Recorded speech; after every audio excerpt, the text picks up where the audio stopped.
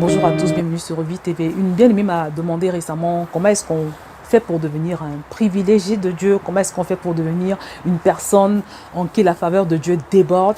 Et ce que je lui ai répondu, c'est que simplement, il faut mettre Dieu à sa place dans ta vie. Parce que les plans de Dieu pour nous sont des plans de paix et de bonheur. C'est des plans de liberté. Aucun parent n'aimerait voir son enfant souffrir. Aucun parent ne prend plaisir à voir son enfant malheureux.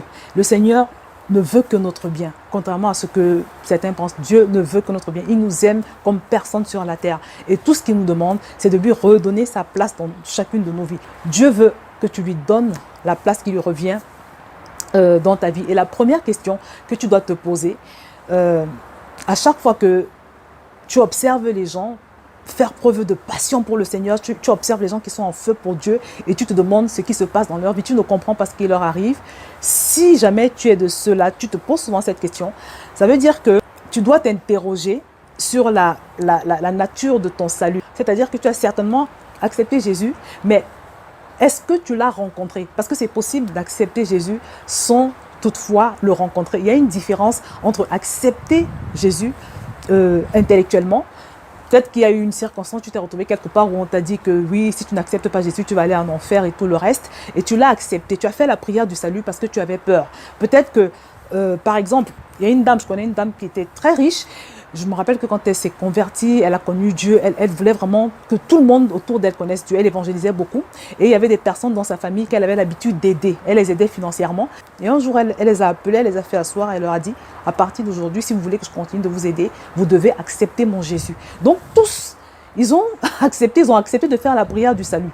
Et aujourd'hui, vous les voyez, ils vont à l'église. Mais je vous assure que quand ça se passe comme ça, on ne peut pas vraiment attester de l'authenticité, pas du salut, parce qu'à partir du moment où tu acceptes Jésus, même si c'est avec ton cerveau, c'est-à-dire à partir du moment où tu te soumets, tu acceptes que Jésus est le Fils de Dieu, tu pries sincèrement en réclamant sa seigneurie sur ta vie, bah, tu es sauvé, tu passes de la mort à la vie.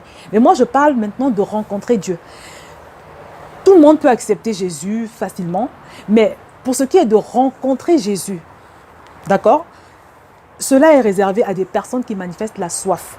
Et pas n'importe quelle soif. Je parle de la soif authentique de Dieu. La soif authentique, c'est quoi? La soif authentique, c'est vraiment ce cri qui vient du fond de ton cœur, que tu adresses à Dieu, en lui faisant comprendre qu'il est ton espoir en fait. C'est-à-dire, à ce moment-là, quand Dieu regarde dans ton cœur, quand il regarde à l'intérieur de toi, quand il observe ta motivation, il voit que tu as compris que dans cette vie-ci, ce n'est pas, je ne sais pas, ce mariage que tu as eu, qui va te rendre heureux. Ce n'est pas cette position sociale dont tu rêvais, que tu as eue, qui va te rendre heureux, mais tu as compris que ta satisfaction, ton équilibre et ta paix ne peuvent venir que de lui. Et tu vas vers le Seigneur vraiment dans cet élan, dans ce désir ardent de le toucher, de connecter avec lui, parce qu'il est ta source, parce qu'il est ton désir, tu sais qu'il est ton origine, et que de la même manière qu'un poisson ne peut pas tenir hors de l'eau, tu ne peux pas vivre sans ton Dieu. Quand tu vas vers lui dans cette démarche-là, pas forcément pour avoir une guérison, un mari, une délivrance financière ou je ne sais pas quoi d'autre, même si ces choses sont légitimes, mais simplement pour connecter avec ton Créateur, pour connecter avec ta source. En général, quand tu vas vers le Seigneur dans cet élan, il se manifeste à toi. Tu vas le voir se manifester à toi vraiment d'une façon que tu n'avais jamais imaginée. Et les personnes qui vivent cette expérience finissent par devenir passionnées de Dieu. On n'a pas besoin de les pousser, on n'a pas besoin de les exhorter pour qu'elles aient une vie de prière, pour qu'elles méditent la parole, pour qu'elles cherchent Dieu, pour qu'elles aient une vie de communion fraternelle, pour qu'elles recherchent la compagnie d'autres passionnés de Dieu. Elles le font spontanément. Parce que, en fait, quand tu rencontres Jésus, quand tu touches Dieu, quand il vient dans ta vie, il y a un feu qu'il te transfère, il y a un feu qui naît en toi, qui fait que naturellement, tu deviens un fou amoureux de Dieu. Et c'est cette expérience que tu dois rechercher. C'est très important, donc, pour répondre à la question de tous ceux qui veulent savoir comment est-ce qu'on fait pour devenir un fou amoureux de Dieu, un passionné de Dieu, c'est très important, c'est indispensable que Dieu voie la soif dans ton cœur. Et c'est pour ça d'ailleurs que sa parole nous dit que le Saint-Esprit répond à la faim qu'il trouve dans le cœur de l'homme. Elle nous dit précisément, heureux ceux qui ont faim et soif de justice parce qu'ils seront rassasiés. Donc c'est très important mon frère que Dieu voit la faim dans ton cœur. Et sache également que si aujourd'hui, même si aujourd'hui ton cœur est tiède, ton cœur est intéressé, c'est-à-dire tu n'arrives pas à avoir un cœur qui penche naturellement vers le Seigneur. Même si aujourd'hui tu sens que ton cœur n'est pas bien, ça peut changer. Tu peux changer ton cœur par des prières. Tu peux changer ton cœur en en l'ensemençant, parce que notre cœur est un peu comme une terre. Quand tu lis la parabole des différents types de cœurs dans la Bible, Jésus nous fait comprendre qu'il existe différents types de cœurs. Et en fonction de ton type de cœur, tu peux attirer Dieu ou le repousser. Donc, c'est très important le cœur. Dieu nous dit dans sa parole qu'il ne regarde pas à l'apparence, mais il regarde au cœur. Donc, c'est très important. Et c'est pour ça d'ailleurs que dans un chapitre de la formation des passionnés de Dieu, j'ai fait tout un cours sur la question de l'amour passionnel de Dieu. Et je parle particulièrement du cœur. Il y a d'ailleurs une prière que j'ai insérée dans le cours et que je recommande toujours aux gens de faire dans le jeûne parce que c'est tellement important. Beaucoup de gens n'arrivent pas à connecter avec le Seigneur à cause de l'état de leur cœur qui n'est pas assoiffé de Dieu. Beaucoup de gens ont soif de la main de Dieu, mais très peu de gens ont soif de la présence de Dieu, tout simplement. Or, ça fait toute une différence, parce que le Seigneur nous dit dans sa parole que le genre d'adorateurs que Dieu recherche, c'est des adorateurs qu'il adore en esprit et en vérité.